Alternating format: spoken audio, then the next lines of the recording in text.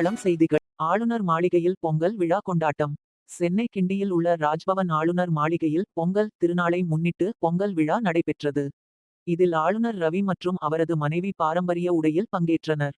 உலக தமிழ் மக்களுக்கும் மத்திய மாநில அரசுகளுக்கும் மற்றும் பத்திரிகையாளர்களுக்கும் சமத்துவம் சகோதரத்துவம் புதுவுடைமை என்ற தாரக மந்திரமான தைப்பொங்கல் திருநாள் மற்றும் மாட்டுப்பொங்கல் வாழ்த்துக்களையும் ஆளுநர் ரவி தெரிவித்தார். அதனைத் தொடர்ந்து பொங்கல் விழாவில் நடைபெற்ற சிறுவர்களுக்கான விளையாட்டுப் போட்டியில் வெற்றி பெற்றவளுக்கு பரிசுகள் வழங்கினர்.